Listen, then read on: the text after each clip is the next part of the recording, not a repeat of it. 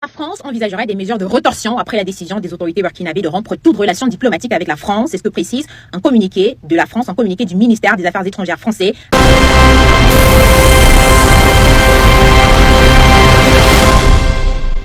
Suivez les informations en Afrique et partout dans le monde en temps réel sur la chaîne Tony. Et avant toute chose, likez, abonnez et surtout activez la cloche de notification pour ne rien louper. Aujourd'hui, je vais vous partager une nouvelle vidéo. La France envisagerait des mesures de rétorsion après la décision des autorités burkinabées de rompre toute relation diplomatique avec la France. C'est ce que précise un communiqué de la France, un communiqué du ministère des Affaires étrangères français. Alors ce communiqué précise, entre autres, je cite, « Les autorités françaises prennent acte de la décision unilatérale du Burkina Faso de rompre ses relations diplomatiques avec la France. La France regrette cette décision hostile et sans fondement qui illustre la dérive préoccupante des autorités burkinabées. Les mesures de réciprocité qui s'imposent sont en cours d'examen. » Alors, est-ce que vous pensez que le Burkina Faso, le Mali ou même le Niger a peur de vos soi-disant mesures de rétorsion? Allez examiner tout ce que vous voulez. Finissez, vous publiez, on s'en fout. Le fait est fait. Le Burkina Faso a rompu ses relations diplomatiques avec la France. On n'est plus à l'ancienne, on n'est plus à l'ère coloniale où on doit vous consulter, d'accord, cher Macron, cher je ne sais qui d'autre. On doit vous consulter pour prendre une décision dans un pays souverain. Alors le Burkina Faso, le Mali, le Niger sont des pays souverains et ils n'ont pas besoin de permission pour rompre leurs relations diplomatiques avec vous. À bon entendeur. Voilà ça, hein. Voilà ça. On nous dit que la France a suspendu ses aides au développement du Burkina Faso. Ça veut dire que c'est la réciprocité qu'ils ont appliquée comme ça. Nous, on vous a demandé de couper. Il faut suspendre les francs CFA au Burkina Faso. C'est ça la vraie réciprocité entre le Burkina et la France. C'est le seul lien qui nous lie actuellement et qui nous lie actuellement. Sinon, rien du tout. Vous parlez de quelle aide financière? La France n'a jamais aidé le Burkina Faso financièrement. Jamais. C'est-à-dire, au contraire, c'est le Burkina qui aide toujours la France. La France a aidé les Burkina Faso avec quoi? L'Afrique en général. La France aide l'Afrique avec quoi? On connaît votre politique, hein. Les aides que la France dit qu'elle fait en Afrique là. C'est la politique qui est derrière. Disez la vérité au peuple français. D'accord? Voilà. C'est la politique qui est derrière. Par exemple, ce que vous avez fait au Gabon là, qu'on a critiqué ici. Vous pensez qu'on est bête? Vous venez donner 4 vélos à la police gabonaise. Il y a combien de policiers au Gabon? Vous venez donner 4 vélos que vous avez aidé les Gabons. Après, vous venez donner des drones pour filmer les vidéos. C'est que les vidéomans utilisent pour faire les vidéos là. C'est que les artistes utilisent pour faire les clips là. Ça, c'est une aide. Tout ça là, c'est après pour venir exploiter les Gabons. C'est ce que la France fait toujours en Afrique. Depuis quand la France contribue au développement du Burkina Faso? C'est ça la question qu'on doit se poser. Si la France te donne la main gauche avec 10 000, elle tend la main droite pour prendre 50 000. C'est ça votre aide. C'est la politique qui est derrière. Vous venez donner des miettes aux Africains et après vous les exploitez plus, trop même. Hein? Entre la France et le Burkina, c'était gagnant-gagnant. Et c'est gagnant-gagnant aussi, c'est le Burkina qui perdait.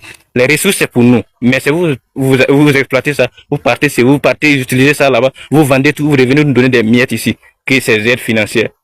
Il n'y a pas de réciprocité ici. La réciprocité là, suspendez les francs CFA. Là, on saura que un président le président de la France, il a parlé. Sinon, là, tu n'as rien dit de bon. Tu n'as rien fait même. Rien du tout. Mais je vais vous dire en 2 mots, c'est très simple. Vous avez des comptes d'opération de tous les pays africains, 14 pays. Quand la Côte d'Ivoire, il y a des pays qui sont toujours en positif sur leur compte. Il y en a qui sont toujours justes ou en négatif. Alors, on prend sur l'argent de ceux qui sont positifs et qu'on détient pour prêter à ceux qui sont négatifs. Donc on prête l'argent des Africains aux Africains. C'est ça l'aide au développement. Il faut le savoir, parce que les Français ont le sentiment d'être pillés par les Africains et qu'on aide les Africains et qu'ils se débrouillent pas. On leur prête leur propre argent. Que ça soit clair, c'est la vérité. Vous citez François Mattei d'ailleurs les propos, pour rester 2 secondes sur le sujet, les propos d'un ancien directeur d'une banque centrale africaine. Il déclare: la France est un nain économique en Europe sans la maîtrise de ce franc CFA. Donc c'est assez parlant. C'est assez parlant et c'est sans doute vrai, parce que il faut rappeler que le franc CFA a été, on va pas remonter à la création du franc CFA, Au début, on a indemnisé les gens qui avaient des esclaves dans les colonies. On leur a donné de l'argent. Et avec ça, on a fondé une banque à Dakar. Et de cette banque est sorti le franc CFA. Donc quand même, l'origine du franc CFA est assez particulière. C'est d'ailleurs le franc des colonies françaises d'Afrique, CFA. Nous ne pouvons plus affronter le Burkina en face à face. Il se cache mais derrière maintenant l'organisation Union européenne pour embarquer les autres pays européens dans son œuvre machiavélique. Raison pour laquelle nous avons décidé de rompre avec la France. Si un autre pays européen est garçon et qu'il est courageux comme la France, qu'il se déclare belligérant comme la France et ils seront traités cas par cas. Le Burkina Faso est souverain, nous n'avons pas d'ordre à recevoir de qui que ce soit. Oui, alors Monsieur Podassé, ça vient toujours de tomber du côté burkinabé. Maintenant, à quelle réaction faut-il s'attendre de Paris selon vous? La réaction du Paris, je ne sais pas quelle sera la réaction du Paris, mais que Paris réagit positivement ou négativement, nous on n'a rien à cirer avec la France. C'est elle qui a besoin de nous, nous on n'a pas besoin de la France pour vivre. Actuellement, alors qu'il est, l'Élysée n'a pas encore réagi, mais à quelle réaction sur le plan diplomatique faut-il s'attendre? Nous, en tout cas, quelle réaction faut s'attendre? Nous, on est prêts à toute éventualité.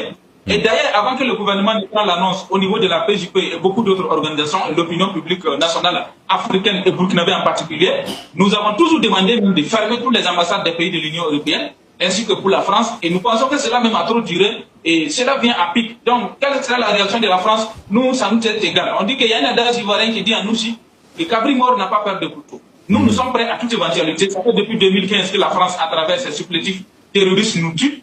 Alors, il y a beaucoup de milliers qui sont morts. Nous allons nous battre jusqu'au bout. Et c'est le moment de l'affronter une bonne fois pour toutes. Quelle que soit la fondation de la France, nous, on n'a rien à foutre avec la France. Et qui a besoin de nous. Nous, on n'a pas besoin de nous. Merci à vous, Monsieur Nestor Podassé. Vous étiez avec nous en direct depuis Bobo Dioulasso au Burkina Faso. Merci à vous pour votre analyse. Un des officiers, en l'occurrence, le chef d'état-major de France, a déclaré que depuis votre prise de pouvoir, la situation sécuritaire s'est fortement dégradée, on dirait même catastrophique. Que répondez-vous à cet officier, Monsieur le Président? Il est français, non? Qu'il s'occupe de ses oignons. Nous sommes burkinabés, ça ne le regarde pas. Il faut qu'il comprenne ça. Tout ce que moi je dis, quand quelqu'un parle de nos pays, c'est une insulte pour nous. Ça veut dire qu'il nous voit en sous-homme. En quoi ça le regarde? La situation s'est détériorée, c'est entre nous burkinabés. Ça le regarde? En rien. Qu'il s'occupe de ses oignons. Et il reste chez lui. Il a quoi à mettre sa bouche dans les affaires du Burkina? Ou bien il a la puissance de colonisation toujours. Qu'il le dise haut et fort, que c'est lui le maître colon et que nous sommes des esclaves. Voilà pourquoi il met sa bouche dedans. Sinon, pourquoi il parle du Burkina? En quoi ça le regarde? Ils étaient ici. Moi, je les ai cherchés, ils ont quitté ici en 2023. Ils étaient là. Quand ils quittaient ici, là, Bobo Ouaga était coupé. On ne pouvait plus s'élever à Ouagadougou, les deux capitales, aller là-bas. Les terroristes étaient là. Koumbia, Korokwa, tout était attaqué. Koudougou, les gens sont rentrés jusqu'à côté de Koudougou, 5 km. Tout était encerclé. La RN16 qui relie des zones de Togo, qui pouvait prendre la route? Ils étaient là, non? Avec tous les hélicoptères, les chars et tout ce qu'il faut, la technologie, les drones, les satellites. C'est des incapables alors. Aujourd'hui, nous on circule tranquillement, librement. Et la dernière fois, il y a des ambassadeurs de l'Union européenne et certains pays européens qui ont dit est-ce qu'ils peuvent tourner? J'étais surpris de les voir à la télé. Ils partent un peu partout, il y a Douri, ils se baladent dans le pays. Moi je pars où je veux. Pas par les airs, mais par la route. À travers mon pays. On ne peut pas se lever ici à l'ouest, à Gawa, aller faire ce qu'on veut, revenir à la Tinkodo. C'est impossible. Ce sont des Burkinabés qui sont battus pour reconquérir nos terres. Et si ça c'est pire, c'est bien sûr pire pour lui. C'est pas bon pour lui. Notre avancée là, c'est dangereux pour la France. C'est dangereux, c'est pas bon qu'on reconquiert nos terres. Donc, comprenez qu'il a raison. Quand il parle, c'est pas pour notre bien à nous, c'est pas pour notre peuple, c'est pour eux leur bien. Et ils nous veulent dans l'insécurité. Et qu'ils viennent. Mais ils ont été incapables de ramener la sécurité. Et on va le dire même demain haut et fort. Nos forces se battent, on n'a pas besoin d'eux. Qu'ils s'occupent de leurs problèmes. Et bon, nous aussi. Voilà. La Russie a-t-elle été efficace pour vous aider à lutter contre les terroristes? Alors, il faut que les gens comprennent quelque chose. C'est vrai que le président russe même a souhaité tout ce qu'on veut comme aide en matière de lutte contre le terrorisme, qu'il veut que si on veut qu'il envoie des troupes, pourquoi, pour nous aider à combattre et tout. Mais moi je dis quelque chose, nous sommes des Burkinabés. Personne ne viendra se battre pour nous. Ça c'est intrinsèque à nous Burkinabés. Donc tout ce qu'on fait avec la Russie, si on a besoin d'équipement, la Russie en tout cas a ouvert la porte. Tout ce qu'on veut payer, ils sont prêts à nous vendre. Donc déjà ça c'est une avancée majeure. Vous savez qu'il y a beaucoup de pays là à qui on a voulu payer avec notre argent, ils ont refusé, non? Oui, beaucoup de pays européens et tout, ils ont refusé totalement de nous vendre les équipements. Mais la Russie nous vend ce qu'on veut. Deuxième chose, avec la Russie, nous partageons beaucoup d'expériences de combat. Ils sont en guerre, une guerre, je dirais, moderne. Nous aussi, on apprend de leur guerre. Nous sommes en guerre et aussi ils apprennent de notre guerre. Vous comprenez?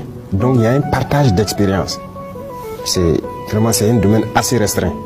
À part ça, personne ne nous aide sur le terrain. Ce sont les soldats burkinabés qui se battent, qui reconquièrent nos terres et qui continuent de progresser. Personne ne sait comment ça avance. Même la formation, on se forme entre nous. Personne ne forme l'armée burkinabé. Voilà. Parce que nous avons un concept, j'aime le dire aux gens, je le dis tout de suite.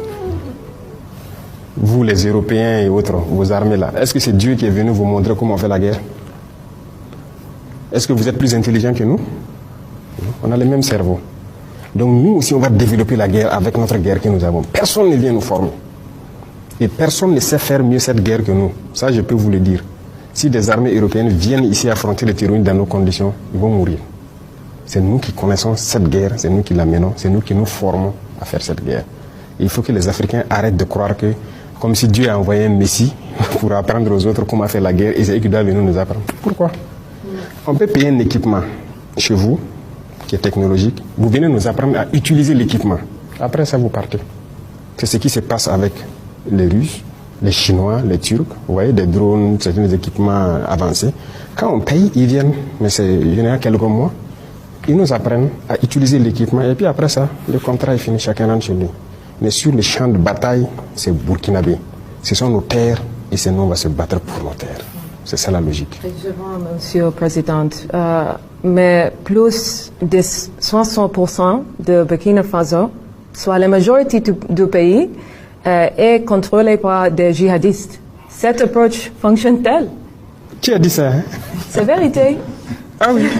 C'est les femmes. Après ici, vous prenez partout où vous voulez sur la carte. En ligne, print, là? En ligne. En ligne? En ligne, vérité. Le fait de regarder des informations sur Internet. Ah oui. Voilà, c'est ça. Ce sont les mêmes là. Les mêmes médias, les mêmes gouvernements là. Ils peignent le Burkina en rouge. Ça, c'est faux. Mais moi, je suis le chef de l'État. Ou bien, tout de suite, on vient de discuter les tentatives d'assassinat et tout. Citer une ville. Il y a juste quelques villes que je n'ai pas encore visitées. Moi, je pars partout. Et tout le monde part partout. Donc, au nord, il y avait une bande qui était sous contrôle. Je viens de dire, les forces sont jusqu'à Pétékoulou aujourd'hui. À l'est, à la frontière vers le Bénin, nos forces ont pris Nadiagou il y a 1 ou 2 semaines. À l'instant, là, ils sont à Pognou, à côté de chez vous. C'est où on ne peut pas partir. C'est du mensonge. Ils mentent. Tout est archi faux. Si c'était tel que vous le dites, on fait le tour du Faso ici, non? On roule, non? À vélo, non? On organise nos événements, non? Il y en a même qui disaient la dernière fois que Djibo a disparu, Djibo est tombé. Pendant le même temps, il y avait une compétition de football à Djibo qui a été clôturée il y a quelques jours. Ils mentent. L'art de mentir, c'est dans les médias occidentaux. Beaucoup de ces médias mainstream, comme j'aime dire, ils ne font que mentir pour vous vendre de fausses informations et croire que tout va mal. Au contraire, beaucoup de choses vont bien ici. Notre économie se porte très bien, on se porte mieux dans notre combat et on avance. Donc, ce que vous lisez sur Internet, attention. La Russie vous aide-t-elle à gérer votre image en ligne? Pourquoi? Moi, je n'ai pas besoin de ça. Les Africains le font déjà. Beaucoup de vos populations en Europe le font déjà. En Amérique, un peu partout. Vous pensez que tous ces gens-là, c'est nous, on peut les aider, les payer ou quelque chose? Non. Je pense que les gens ont vu notre combat. Ils ont compris notre combat. Et vous voyez, c'est cette habitude que les gens ont là. On paye les gens pour gérer quoi? Pourquoi? Aider à organiser son image en ligne, quoi. Non, non, non. On a dépassé ça. Des médias nous ont approchés pour faire ça. Je vous ai dit ça. On a dit on ne paye pas. On ne fait pas. Allez-y gâter notre image. Ils le font, non? Jeune Afrique, RFI, quoi. On ne va jamais payer pour ça. Avant, ça se faisait. Et là où même on faisait payer, j'ai fait fermer tout. On ne paye plus rien. Parce que vous avez une société d'État, ils les font prendre des actions dans leurs médias.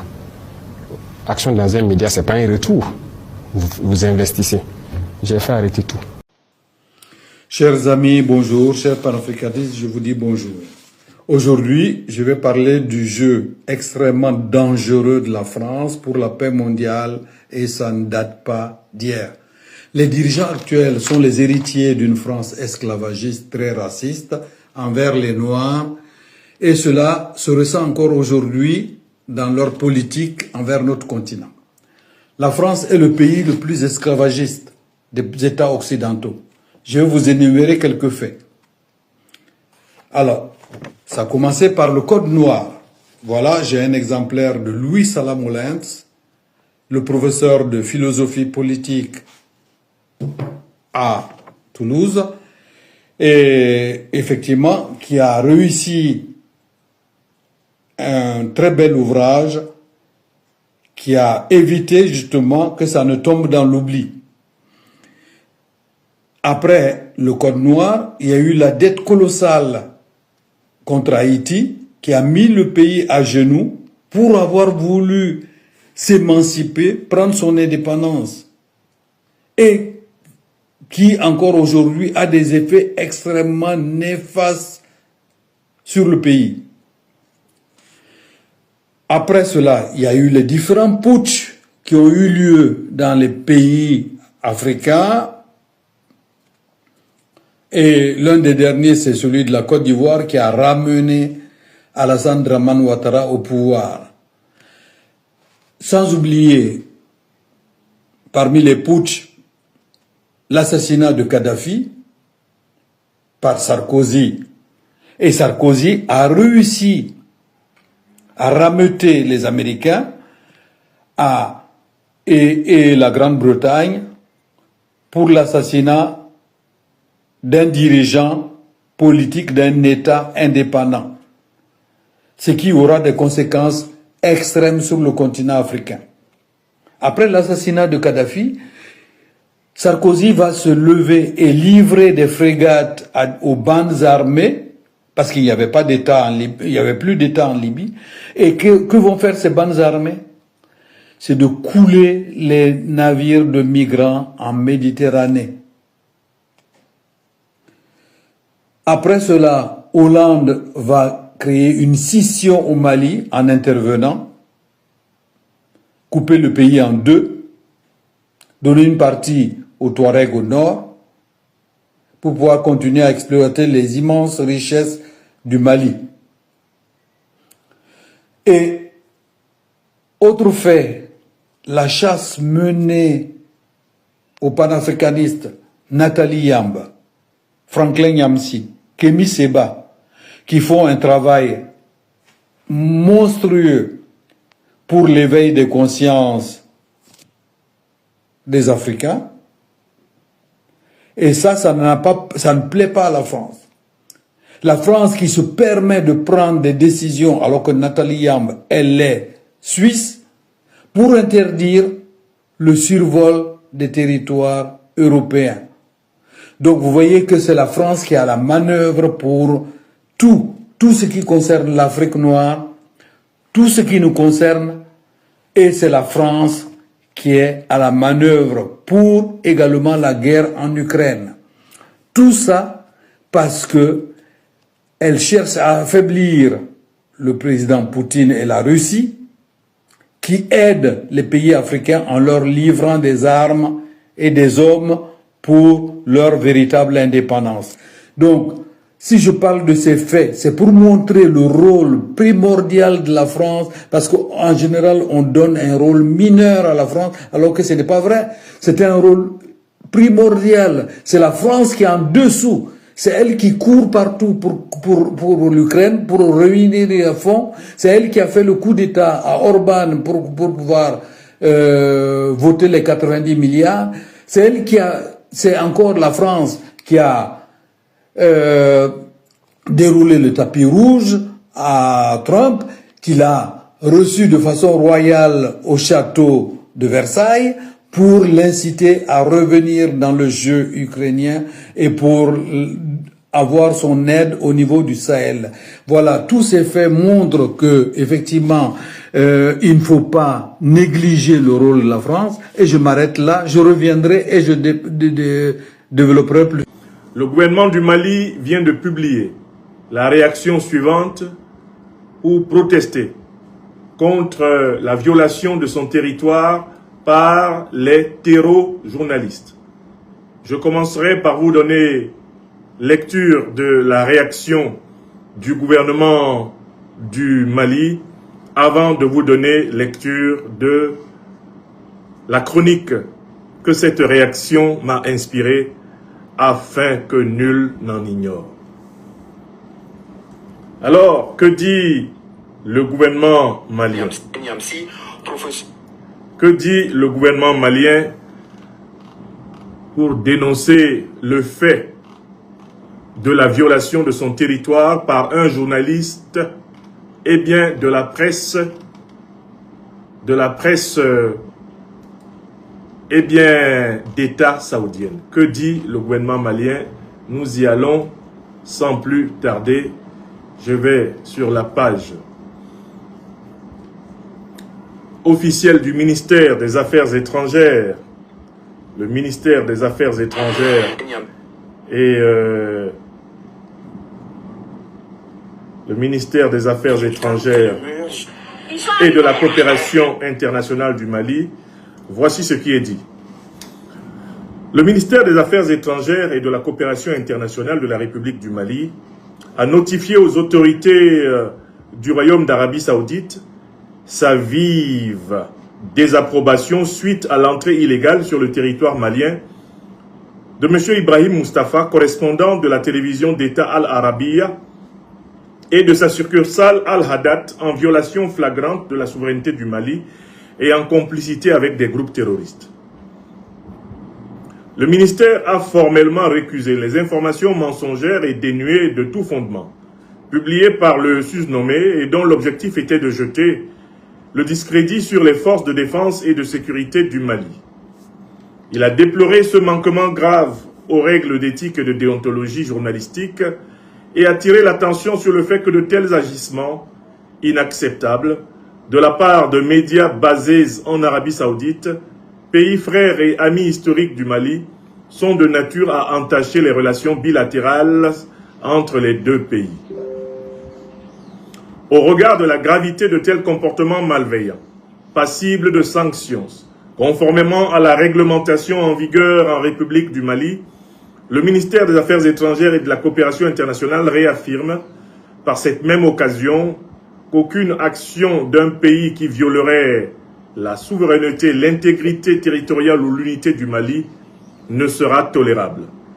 Bureau de l'information et de la presse du ministère des Affaires étrangères et de la coopération internationale de la République du Mali, ministère dirigé par notre frère bien-aimé, l'ambassadeur Abdoulaye Diop, que je salue. Voilà la réaction officielle du Mali. Et maintenant, moi, elle m'a inspiré une chronique que je m'en vais vous lire et que je vais publier le plus largement possible dans la presse nationale et internationale et que je vous demande de bien vouloir partager. Voici le titre de la chronique. L'Arabie Saoudite, parraine du terrorisme en Afrique. Une évidence longtemps déniée. Dans mon livre phare de 2025, L'impérial terrorisme, j'affirmais dès le titre que l'agression que subit l'Afrique contemporaine est le fait des puissances impérialistes occidentales et moyen-orientales. En plus donc de la coalition militaro-politique occidentale de l'OTAN, je citais nommément le Qatar, l'Arabie Saoudite, les Émirats Arabes Unis, parmi les grands acteurs et complices du saccage de l'Afrique contemporaine, notamment depuis la destruction de la Libye en 2011. Beaucoup ont lu ce livre et n'ont pas assez vu cette vérité.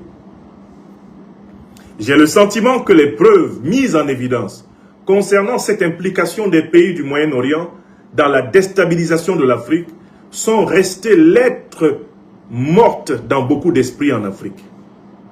Pourquoi ce déni? Pourquoi ce deux poids, deux mesures dans le combat contre l'impérial terrorisme?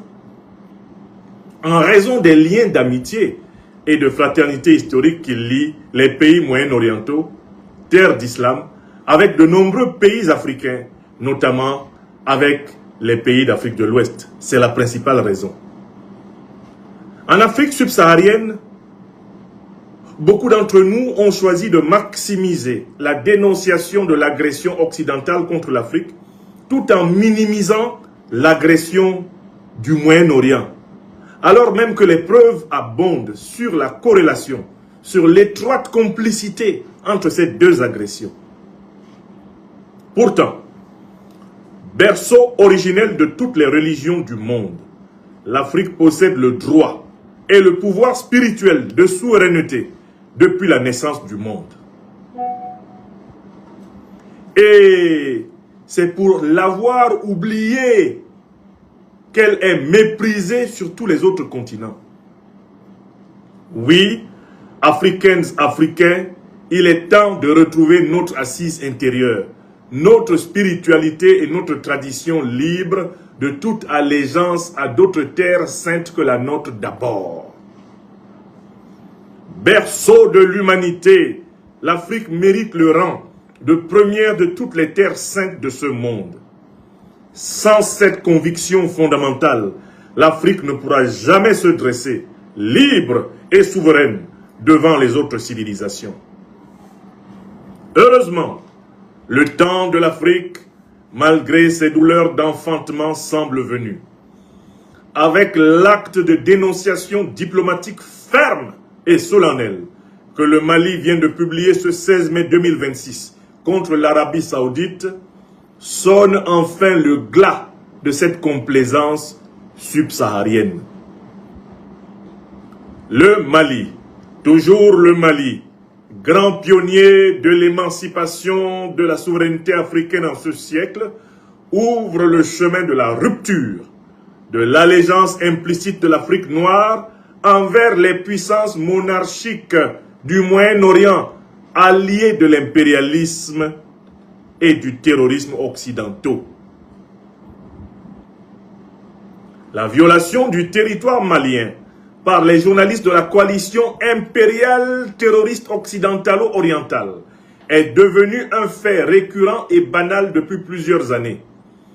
Les journalistes de la junte néocolonialiste et terroriste française et ceux des monarchies pétrolières du Golfe, alliés impériales terroristes de l'OTAN, ont pris l'habitude du sacripant saoudien Mustafa Ibrahim, dont on me dit qu'il est en réalité d'origine mauritanienne, qui a osé violer le territoire malien, qui a oublié. Alors, à l'instar du sacripant saoudien Mustafa Ibrahim qui a osé violer le territoire malien, qui a donc oublié les nombreux truands de presse français qui sont irrégulièrement entrés au Mali via les frontières mauritaniennes et algériennes ces dernières années, alors que les politiques d'immigration vers ces pays occidentaux et moyen-orientaux, mais aussi maghrébins, sont parmi les plus ignobles de la terre. Ils projettent leurs mercenaires en Afrique sans la moindre vergogne et se croient dans un no man's land perpétuel dans notre continent. Dans ces conditions, nous ne pouvons plus nous contenter de réagir. Nous devons agir. Réagir, c'est se contenter de se plaindre, sans impacter l'ennemi.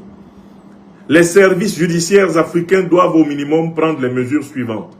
Condamner les personnes coupables d'intrusion, émettre des mandats d'arrêt internationaux contre ces terror-journalistes et tirer rapidement toutes les conséquences sur les relations diplomatiques avec les États qui les couvrent.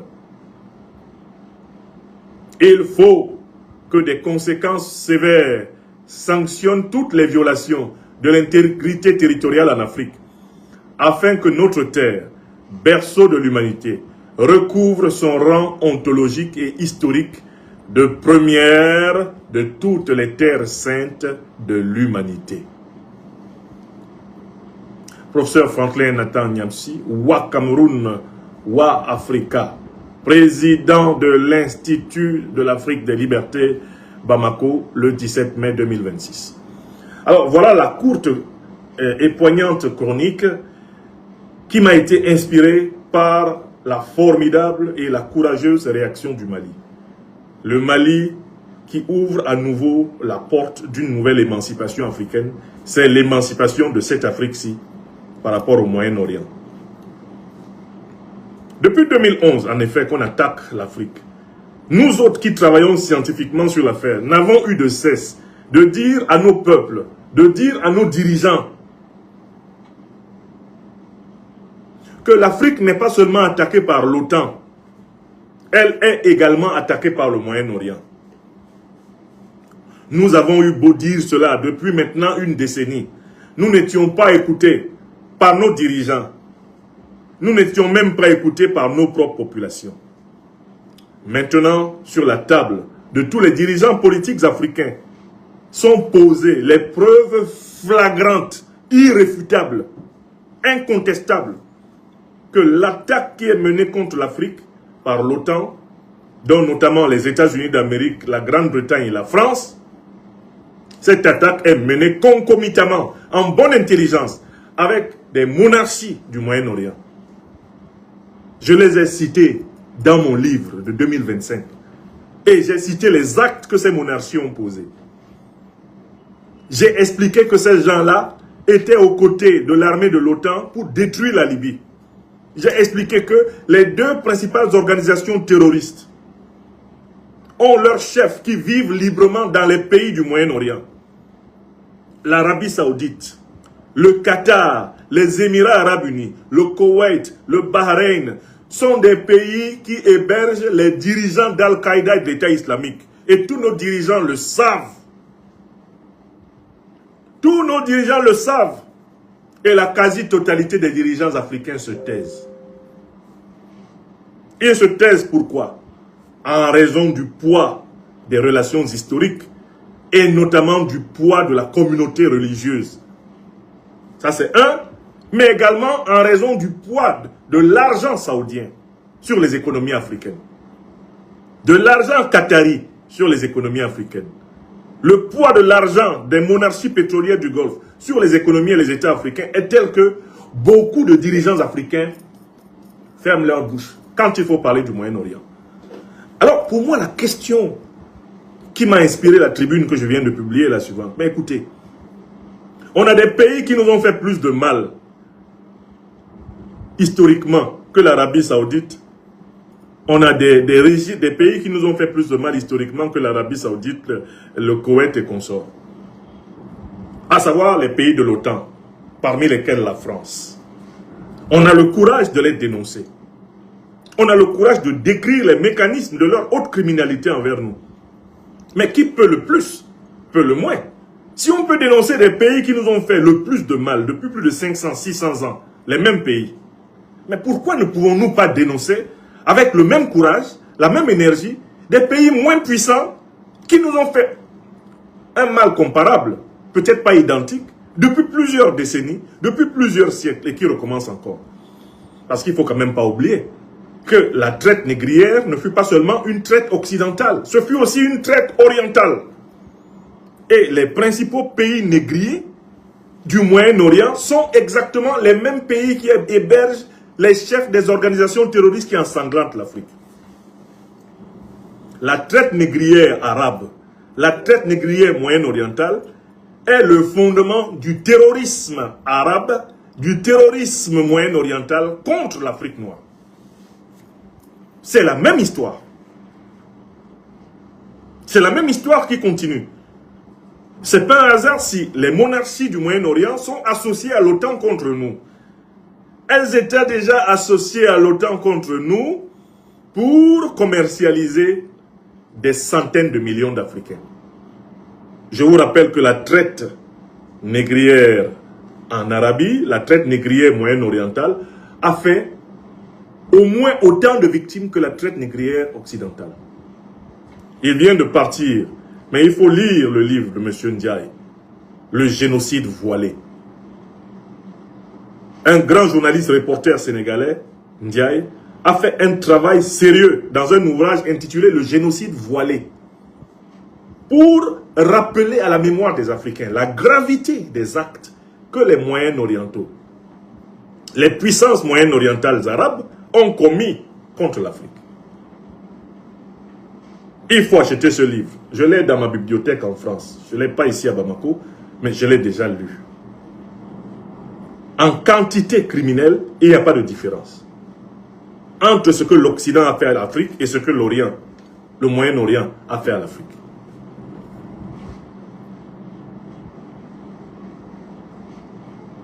Et donc, comme les Africains sont toujours en retard sur les affaires africaines, c'est encore le grand Mali, le puissant Mali, c'est encore le sacrificiel Mali qui doit ouvrir le chemin. Tous les dirigeants africains qui sont là savent que l'Arabie Saoudite héberge les chefs terroristes, savent que le Qatar, les Émirats Arabes Unis, le Koweït hébergent les chefs terroristes. Ils le savent tous. En Afrique du Nord, ils le savent tous. En Afrique de l'Ouest, ils le savent tous. En Afrique centrale, ils le savent tous.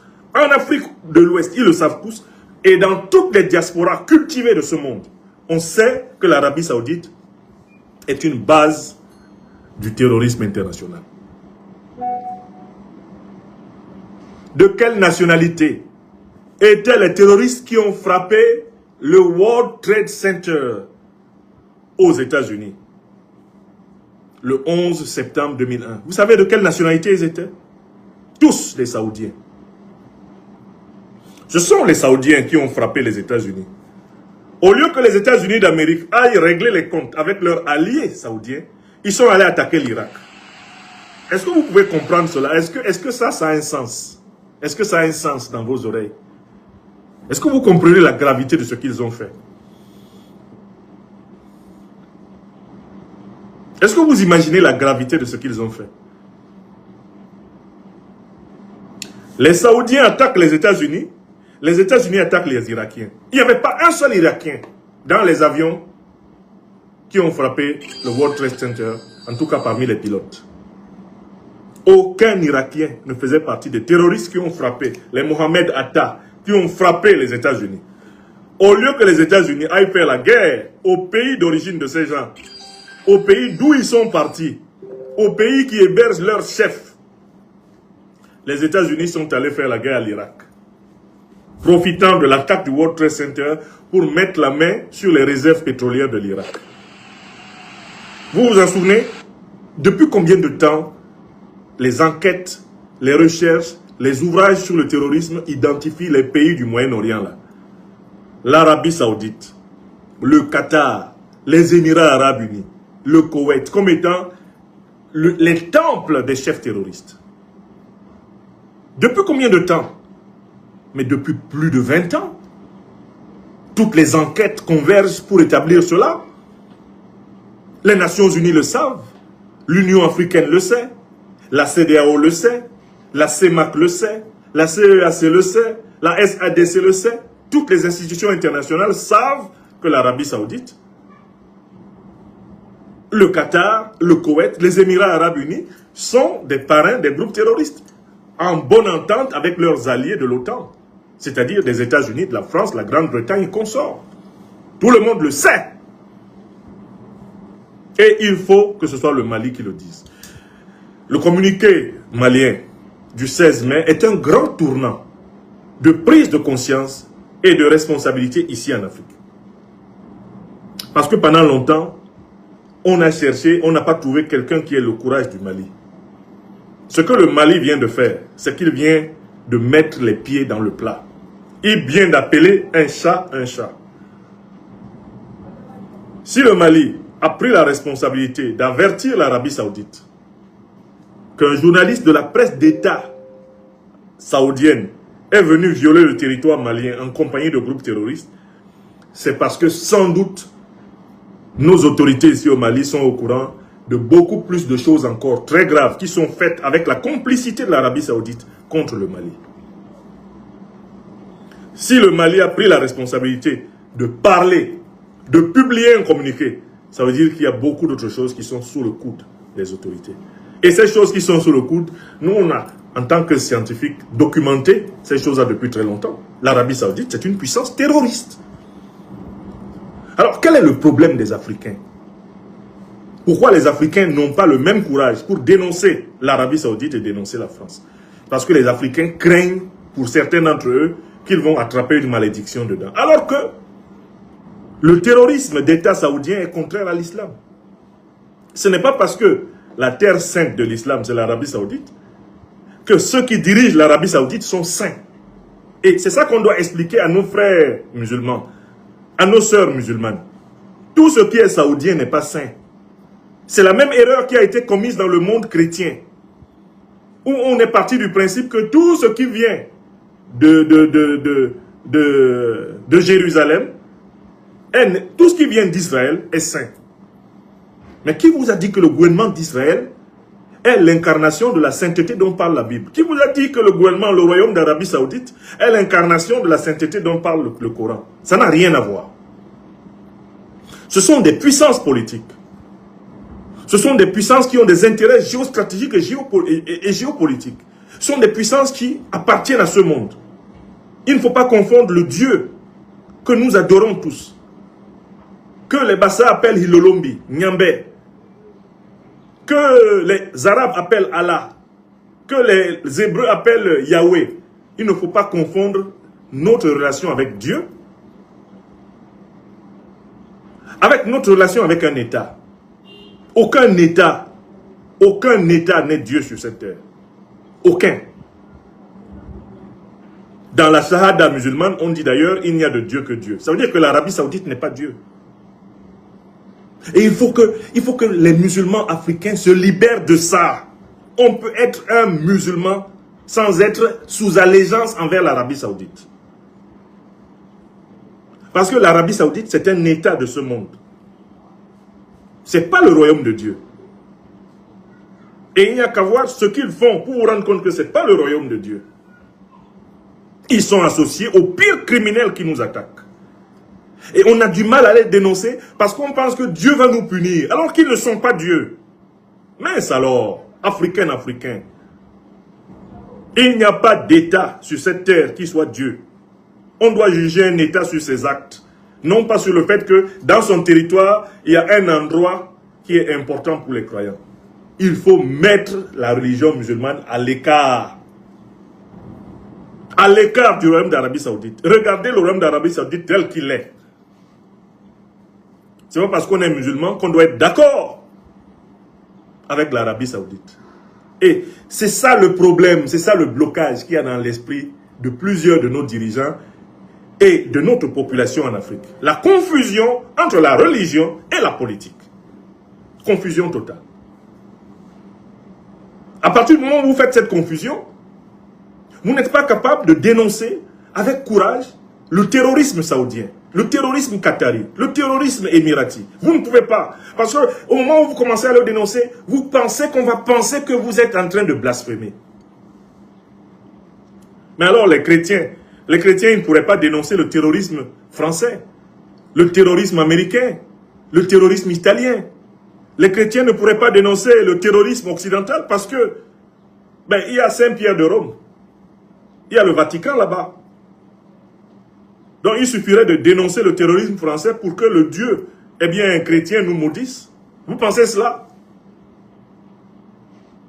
Voilà des vérités qu'on doit se dire entre nous ici en Afrique. Soyons librement celui que nous voulons. Nous sommes musulmans, nous sommes libres d'être musulmans. Nous sommes chrétiens, nous sommes libres d'être chrétiens. Nous sommes traditionnalistes africains, nous sommes libres d'être traditionnalistes africains. Mais que personne ne prenne ses croyances religieuses pour le fondement de son analyse politique. L'analyse politique ne se fait pas avec les croyances religieuses. Elle se fait avec l'examen des actes qui sont posés par les hommes, par les institutions dans l'espace. Donc quand il y a un pays, l'Arabie Saoudite, qui pose des actes politiques de terrorisme contre le Mali, contre l'Afrique, nous tous, on doit dénoncer. Avec la même énergie que nous dénonçons la France de Macron. Nous devons dénoncer le royaume d'Arabie Saoudite. Quand il envoie un journaliste de la télévision d'État saoudienne, est-ce que vous imaginez que nous aussi au Mali, on envoie dans le territoire saoudien un journaliste de l'ORTM, on l'envoie faire un reportage pour se moquer de l'armée saoudienne qui a été tabassée récemment par les Iraniens. Imaginez que l'Office de radio-télévision du Mali envoie des journalistes maliens qui entrent en Arabie Saoudite sans visa pour faire un reportage et se moquer des bases saoudiennes qui ont été détruites par l'Iran. Comment l'Arabie Saoudite percevrait cela? Voilà le problème tel qu'il se pose. Ce n'est pas un problème de religion. Or, le problème de plusieurs d'entre nous ici en Afrique, c'est qu'ils ne peuvent pas dire la vérité à l'Arabie Saoudite. Ils ne peuvent pas dire la vérité au Qatar parce qu'ils ont peur de récolter des malédictions. Quelle malédiction? La malédiction, c'est celle de ceux qui trahissent justement la parole de vérité, de justice qui vient de Dieu. Que ce soit Dieu du point de vue de l'islam, Dieu du point de vue du judaïsme, Dieu du point de vue du christianisme, ou Dieu du point de vue de la tradition africaine, Dieu n'aime pas les menteurs. Dieu n'aime pas les voleurs. Dieu n'aime pas les terroristes. Les truands, Dieu ne les aime pas. Alors pourquoi faudrait-il qu'à cause de Dieu, on se soumette à des truands, à des menteurs, à des voleurs, à des terroristes? Pourquoi faudrait-il? Quelle religion pratiquerions-nous là? Si nous ne pouvons pas dire la vérité, alors même qu'on tue notre population. J'ai vu quelqu'un dans une chaîne de télévision ici, je ne citerai pas son nom, pour éviter une polémique inutile. Un représentant important dans une chaîne de télévision. On lui pose la question de savoir, est-ce que la France, l'Algérie, les pays du Moyen-Orient sont derrière les groupes terroristes? On lui pose la question, hein, ici même à Bamako. Et il répond, je ne peux pas le dire, je ne peux pas l'affirmer. Vous avez vu les comportements comme ça? Vous avez vu ce type de lâcheté? On a les preuves scientifiques. Voilà un journaliste de la télévision d'État saoudienne. Il entre en territoire malien sans visa. Il entre accompagné des terroristes. Et il publie son reportage mensonger sur la chaîne d'État saoudienne. Vous qui êtes là et qui ne pouvez pas dénoncer l'Arabie Saoudite, vous voulez quoi comme preuve du terrorisme saoudien? Vous pensez que la télévision d'État saoudienne peut permettre qu'on publie des reportages frauduleusement faits au Mali si l'État saoudien n'est pas impliqué directement dans la déstabilisation du Mali? Vous le pensez sérieusement? Mais si vous le pensez, c'est même pas la peine que vous soyez allé à l'école. C'est même pas la peine que vos parents vous aient scolarisé. Il faut que nous comprenions très bien qu'il n'y a de Dieu que Dieu. Donc l'Arabie Saoudite, ce n'est pas Dieu. L'État du Mali, là, ce n'est pas Dieu. Il n'y a de Dieu que Dieu. La Shahada est très claire. Et elle est répétée dans toutes les grandes religions. Même dans la tradition africaine. Aucun être humain ne peut remplacer l'être suprême. Aucun. Aucune institution humaine ne peut remplacer l'être suprême. Même dans la tradition africaine. Il n'y a de Dieu que Dieu. Et grâce à cette position ferme, nous devons juger les puissances en fonction de leur comportement et de leurs actes. Et non pas en fonction de leur, comment on va dire, de leur couleur. En fonction de leur position dans le siècle. Non. Les actes. Vous hébergez, oui ou non, le terrorisme en Arabie Saoudite? Oui, ok. Nous vous condamnons. Et nous condamnons tous ceux d'entre vous qui entraient dans notre territoire sans notre autorisation. Nous lançons des mandats d'arrêt internationaux contre eux. Là, par exemple, l'Alliance des États du Sahel doit lancer des mandats d'arrêt internationaux contre tous ceux qui sont entrés, notamment les terroristes qui sont entrés en territoire sahélien, sans visa. Il faut leur lancer des mandats d'arrêt internationaux. Au minimum, la justice doit lancer ces mandats d'arrêt. Pour que ces gens sachent que le jour qu'on les attrape, c'est prison à perpétuité. Perpétuité, là on les a... Dans certains pays même, c'est peine de mort. Vraiment, c'est ce coup de colère que je voulais exprimer. Écoutez, le 25 avril, on nous a assassiné des gens qui nous sont chers ici au Mali. Je pense tous les jours, depuis le 25 avril, à notre frère bien-aimé, le général d'armée Sadio Kamara, ministre d'État, et sa famille, ils ont été assassinés. Quand je pense à ces êtres chers à leur famille, ces êtres chers à leur pays, ces êtres chers à notre terre d'Afrique, qui ont été assassinés par ces gens, je ne vois pas comment on peut être, comment on va dire, mais je ne vois pas comment on peut être complaisant envers les puissances qui sont derrière tout ça. Je dis que j'étais assis ici chez moi à Bamako, en train de regarder la télé. Je regarde Renouveau TV, je vois un responsable politique d'une certaine importance, à qui on demande si l'Algérie, la France, soutiennent ou pas le terrorisme, et qui dit « je ne peux pas le dire ». C'est juste incroyable. Mais qui a abattu le drone de l'État malien? Qui héberge Iyad Agali? Qui héberge Mahmoud Diko? Qui héberge Oumar Mariko? C'est pas la France, l'Algérie, la Mauritanie, la Côte d'Ivoire? C'est pas ces pays-là? Mais comment à un tel niveau de conscience et de responsabilité, on n'a même pas le courage de la vérité? On n'a même pas le courage de la vérité et on veut être responsable politique. Il est interdit de représenter les gens si on n'est pas prêt à défendre les gens. Je dis souvent à beaucoup de mes frères et sœurs ici en Afrique, si vous ne voulez pas servir les peuples africains, s'il vous plaît, ne faites pas la politique, faites autre chose. Ça, c'est vraiment... C'est le minimum. Quand on s'engage en politique, c'est qu'on veut servir son peuple. Si vous ne voulez pas servir le peuple, pardon, faites autre chose que la politique. Nous, on fait la politique parce qu'on veut servir. Ce n'est pas parce qu'on n'a pas de métier. On a des tas de compétences avec lesquelles nous pouvons gagner correctement notre vie. Mais la politique, là, tu rentres dedans quand tu dis « je veux être utile ». À mon pays, je vais être utile à ma communauté, je vais être utile à mon continent. Là, tu entres, tu fais la politique. Je pense que j'ai quelque chose que je peux apporter pour l'amélioration de la condition des miens. Là, tu entres. Mais quelqu'un qui dit, je fais de la politique, on lui demande qui tue les tiens. Il commence à regarder le plafond. Il commence à battre les lèvres. Il commence à tourner sa langue 1000 fois dans sa bouche. C'est pas la politique. C'est pas de la politique, au sens noble du terme. C'est de l'infrapolitique. C'est de la misère morale et spirituelle. Et là encore, mesurez l'importance de ce pays, le Mali. Mesurez le courage du Mali. Le communiqué indique que le Mali, jusqu'ici, considère l'Arabie Saoudite comme un pays frère de longue date. Mais il y a des limites quand la fraternité n'est pas assurée des deux côtés. Le Mali indique aux Africains qu'ils doivent se faire respecter et ne plus se laisser amadouer et tromper. Le Mali, le grand Mali, dit à l'Arabie Saoudite, ce que vous êtes en train de faire, c'est que vous êtes en train de rompre les relations de fraternité qui nous ont liés depuis des siècles. Si vous êtes engagé à rompre ces relations, nous allons en tirer toutes les conséquences.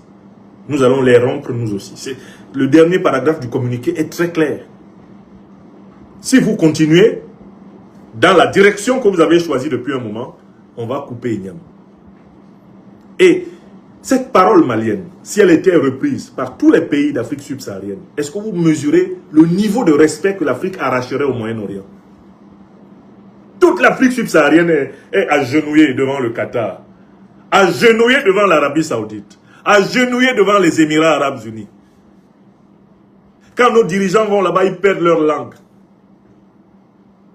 Quand nos dirigeants reçoivent les représentants de ces pays, ils perdent leur langue. Pourtant, Al-Qaïda qui tue ici au Mali, qui tue au Cameroun, qui tue au Nigeria, Al-Qaïda qui tue au Tchad, Al-Qaïda qui tue au Niger, qui tue en Côte d'Ivoire, au Togo, au Bénin, Al-Qaïda qui tue partout en Afrique, qui tue jusqu'au Mozambique. Sa base arrière, c'est l'Arabie Saoudite.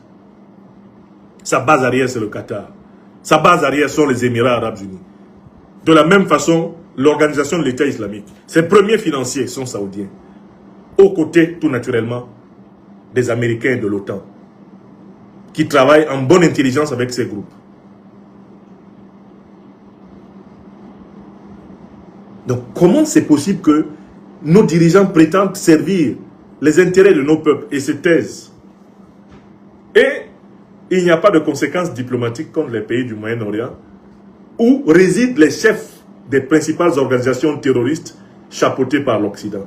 Pourquoi n'y a-t-il pas de conséquences? Pourquoi les relations diplomatiques sont maintenues avec ces gens? On ne peut pas vivre sans eux? Est-ce que nous, Africains, on ne peut pas vivre sans l'Arabie Saoudite? On ne peut pas vivre sans le Qatar? Nous ne pouvons pas vivre sans les Émirats Arabes Unis? Le Bahreïn, le Koweït, nous pouvons vivre. Nous étions au monde avant eux. Et nous serons les derniers à partir du monde. Voilà pourquoi dans ma tribune du jour, j'ai rappelé aux Africains que la première terre sainte de toute l'humanité, c'est l'Afrique, puisque l'humanité a été créée ici en Afrique. Donc, aucune puissance de ce monde ne peut se placer sur la tête des Africains parce qu'il y aurait une terre sainte chez elle. Nous sommes la première terre sainte de l'humanité. Les autres sont les terres saintes d'après. Quand Dieu créa l'homme, le premier homme et la première femme, c'est ici en Afrique qu'il les a implantés. Et cela est attesté par la science, avec des preuves irréfutables. Il n'y a aucun scientifique, il n'y a aucun savant de quelque pays que ce soit qui puisse établir que l'homme est né ailleurs. C'est ici. Alors, vous ne pouvez pas me dire que votre terre est plus sainte que ma terre, moi, qui suis du continent où l'homme a commencé son aventure sur la terre. Impossible. L'Afrique est la première de toutes les terres saintes. Les autres sont aussi des terres saintes. On doit le dire par respect de la croyance de chacun. Mais d'abord, nous. La seule terre sainte, certifiée, scientifiquement, c'est l'Afrique. Les autres sont certifiés religieusement. L'homme est né ici. Et toi, Africain, qui te promène, en ne te rendant pas compte que tu marches sur la première terre sainte. L'endroit où Dieu a dit, ici, quand Dieu dit, créons l'homme, c'est ici qu'il l'a fait. Tu marches sur cette terre-là, tu ne sais pas que tu es sur la première terre sainte. Tu es un Africain et une Africaine perdue. Et ces gens-là ne nous respecteront pas tant que nous n'aurons pas sanctuarisé nos territoires. Vous voyez, ils violent le territoire malien. Ils viennent violer le territoire malien. Ils entrent au Mali sans autorisation. Et ils sont envoyés par le royaume d'Arabie Saoudite.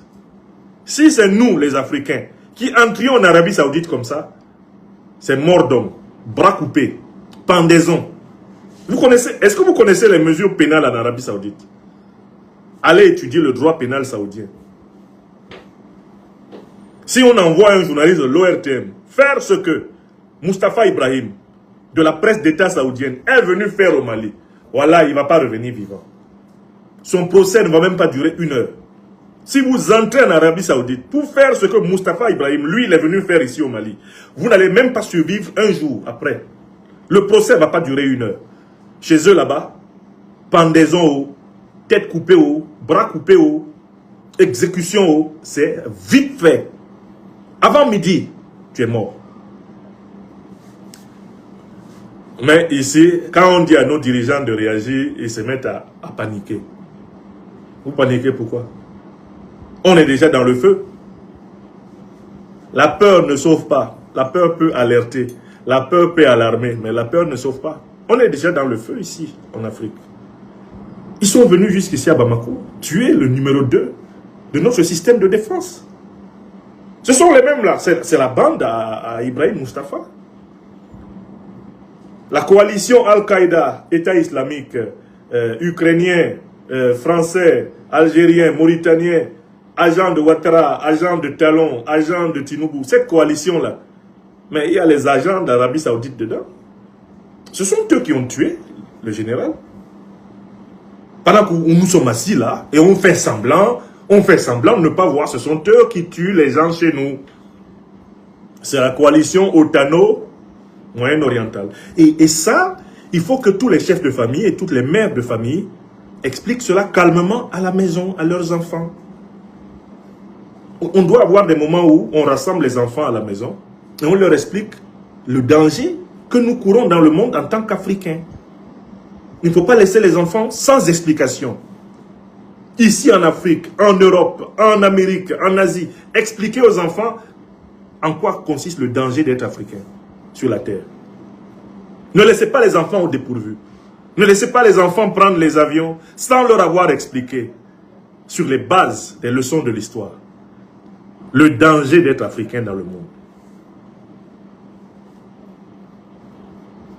Donc voilà, une fois de plus, c'est la terre bénie du Mali qui nous montre le chemin. C'est la terre bénie du Mali qui nous montre le chemin. Le Mali est là, il est comme l'aveugle. Il est comme, pardon, le type qui est piétiné par l'aveugle. Le proverbe dit que si un aveugle te piétine une fois, tu le préviens, tu m'as fait mal. 2 fois, tu le préviens, hey, il faut savoir où tu mets ton bâton et tes pieds. Il te piétine une 3e fois, il faut le piétiner. Si tu le piétines bien là, il saura comment se déplacer. C'est ce que le Mali vient de faire à l'Arabie Saoudite. L'Arabie Saoudite jouait à l'aveugle. Elle faisait son malin, non? Sur le dos des Africains. Oh, jamais ils vont oser. Oh, jamais ils vont se plaindre. Et nous piétinait comme ça depuis, non? Nous autres, les intellectuels, on a parlé depuis longtemps. J'ai écrit ça dans mon livre. Que le moment viendra où on devra faire face à l'impérialisme moyen-oriental. Et ce sera un moment décisif de la libération africaine. C'est écrit dans mon livre. Mais maintenant, ce pays qui est le pionnier de toutes les libérations africaines du XXIe siècle, il vient de montrer le chemin. Vous allez voir. Vous allez voir le sort que les pays de l'AES vont réserver à ces puissances du Moyen-Orient qui sont associées à l'OTAN contre nous. Vous allez voir. C'est une autre lutte de libération. Hein. Et c'est une lutte de libération fondamentale. Et il n'y a pas que la lutte de libération contre l'impérialisme occidental. Hein. Il y a l'impérialisme moyen-oriental.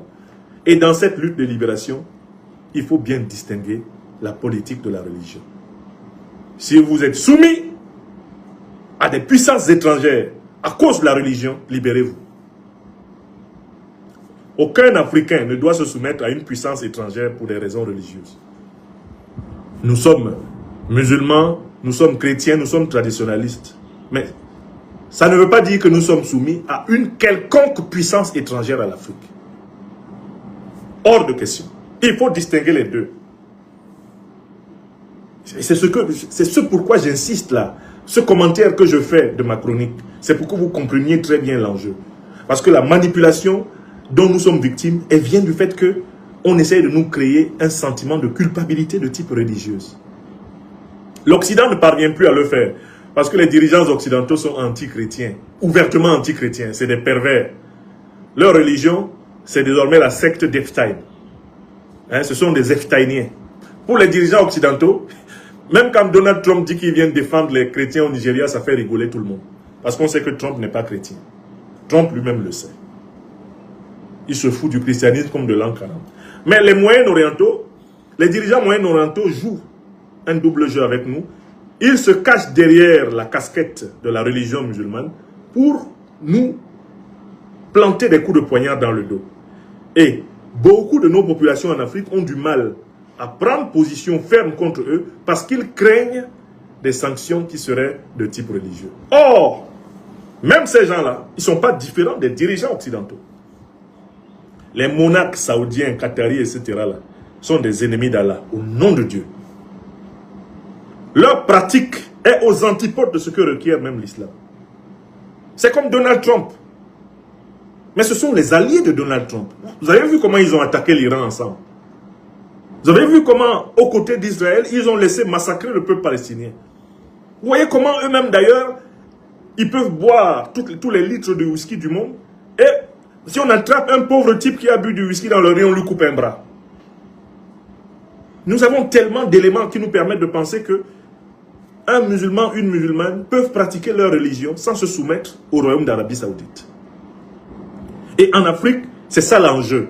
Nous devons pratiquer chacun la religion de son soi sans faire allégeance à une puissance étrangère. Et c'est là la libération africaine. La libération africaine viendra du fait que les Africains pratiquent librement leur religion, la religion de leur choix, mais librement.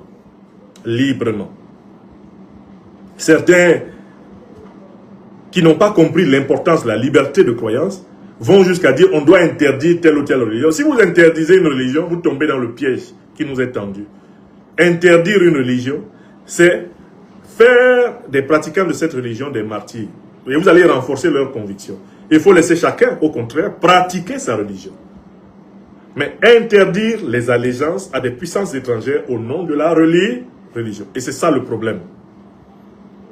Le problème des Africains, c'est que quand ils pratiquent une religion, ils font allégeance souvent à des puissances étrangères, contre leur propre pays, contre leurs propres intérêts. Et c'est ça le problème. Quand les Africains sont chrétiens, quand les Africains sont rosicruciens ou qu'ils sont francs-maçons, on essaye d'utiliser cette appartenance au christianisme, à la Rose-Croix ou à la maçonnerie, comme un moyen pour les soumettre aux puissances occidentales. Quand les Africains sont musulmans, on essaye d'utiliser leur appartenance à la religion musulmane pour les soumettre aux puissances moyen-orientales. Vous avez compris? Voilà ce à quoi il faut mettre fin. Je peux avoir n'importe quelle croyance de mon choix. Ce n'est pas une raison pour livrer ma terre à ses ennemis. Ce n'est pas une raison pour devenir un agent de l'impérial terrorisme. Voilà la grande alchimie, voilà la grande opération de la libération de la conscience africaine. Et on ne peut mener ce combat que si nous regardons notre terre africaine comme la première des terres saintes de l'humanité. Depuis que l'humanité existe, c'est d'abord ici qu'elle a commencé. Donc nous sommes le berceau de toute civilisation. Nous devons considérer notre terre à nous là, les Africains, comme la première des terres saintes du monde. Il y a d'autres terres saintes, ok, mais la nôtre est la première. Dans l'ordre historique, chronologique, spirituel, nous sommes les premiers. Personne ne peut nous contester cette position. Personne, sauf les plus lâches d'entre nous-mêmes, les plus faibles d'entre nous-mêmes. Vous comprenez? La faiblesse, c'est nous-mêmes. Personne ne nous empêche de comprendre que nous sommes les premiers humains. Que notre civilisation est la première civilisation. Que la première fois que Dieu a été adoré sur cette terre, c'est ici chez nous. Personne ne peut nous empêcher de le savoir. Si nous voulons vraiment le savoir, humblement le savoir, nous pouvons le savoir. Mais c'est parce que nous sommes encore esclaves, prisonniers de l'ignorance, prisonniers des influences étrangères, prisonniers de la domination étrangère, que nous avons du mal à être libres. Soyons libres. C'est-à-dire unis par la vérité, la justice et la solidarité qui sont les valeurs potomitantes de notre civilisation. C'est une opération très délicate. Je vous le dis, c'est l'une des questions les plus explosives qu'on puisse aborder ici en Afrique. Quand vous abordez cette question, il faut bien choisir vos mots. Parce que les Africains, pour faire plaisir à leurs maîtres occidentaux, à leurs maîtres orientaux, sont prêts à s'entretuer. Et ça, c'est l'état d'un peuple d'esclaves. Ils sont prêts à s'entretuer pour plaire aux seigneuries, d'ailleurs. Ils sont prêts. Ils sont prêts parce que la division permet à chacun, permet à certains d'avoir une bonne carrière. Si les Africains étaient rassemblés autour de la vérité, de la justice, de la solidarité, les plus médiocres qui prospèrent ne prospéreraient pas. Donc il y a des gens qui ont besoin, en effet, que l'Afrique soit soumise à l'Occident. Ils ont besoin que l'Afrique soit soumise au Moyen-Orient. Parce que c'est à cette condition qu'eux, ils vont pouvoir avoir un poste, une position, un prestige en Afrique. Il y a des gens qui vivent de l'aliénation de l'Afrique. Efforçons-nous de ne pas en être. Luttons contre cette malédiction, d'être les ennemis de notre propre lignée ancestrale. Tout homme vient de Dieu, en dernière analyse, mais à travers ses ancêtres. Tout être humain vient de Dieu. en dernière analyse, mais à travers ses ancêtres. Parce que si Dieu n'avait pas créé mon père et ma mère, je ne serais pas là. S'il n'avait pas créé le père et la mère de mon père, lui ne serait pas là. Il n'aurait pas été là. S'il n'avait pas créé le père et la mère de ma mère n'aurait pas été là. Et jusqu'à lui. Nous venons de Dieu, mais par la lignée de nos ancêtres. Donc personne ne peut dire qu'il sert Dieu en reniant tous ses ancêtres par lesquels Dieu l'a créé.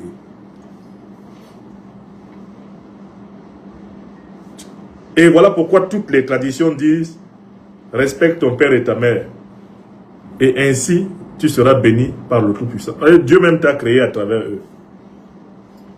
Donc, tout Africain, toute Africaine correctement instruit sait qu'elle a des devoirs sacrés envers l'Afrique.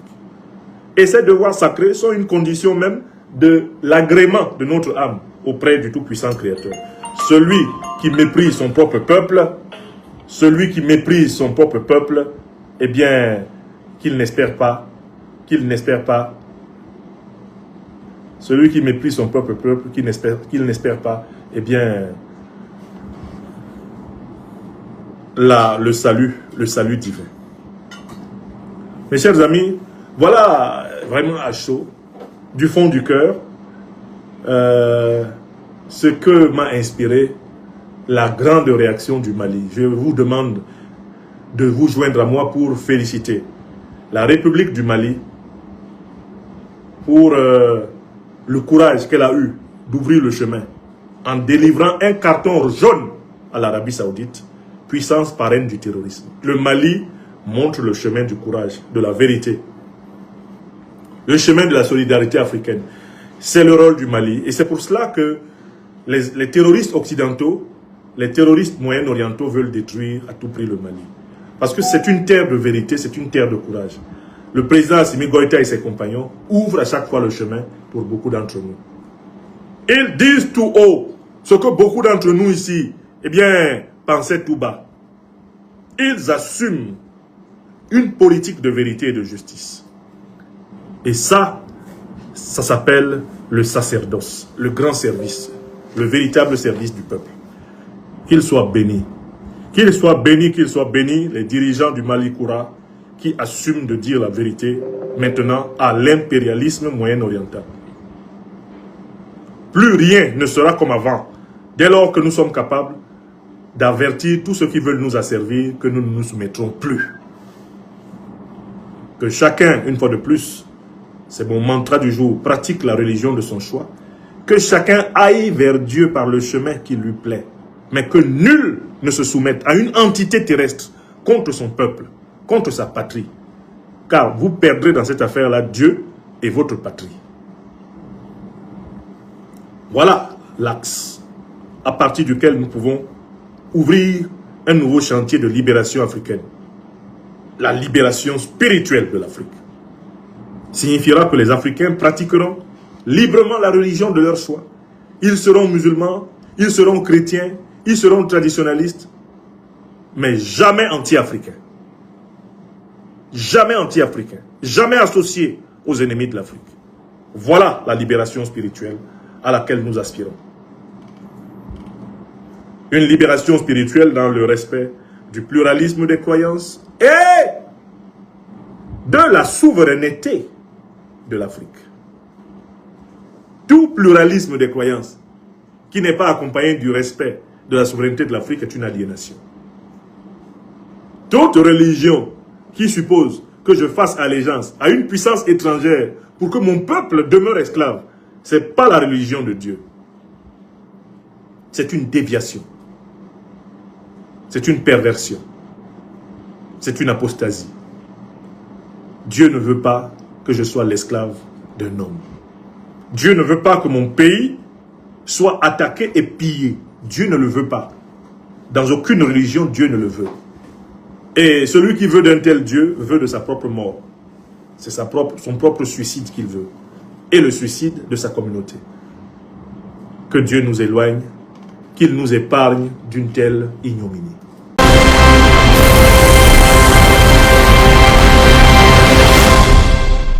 Ok, je pense que nous sommes arrivés à la fin de notre vidéo. C'était votre gars Tony. Et surtout, essayez de liker et d'abonnez-vous. Et n'oubliez pas d'activer la cloche de notification pour ne rien louper de nouvelles vidéos à venir. On est ensemble. Ciao.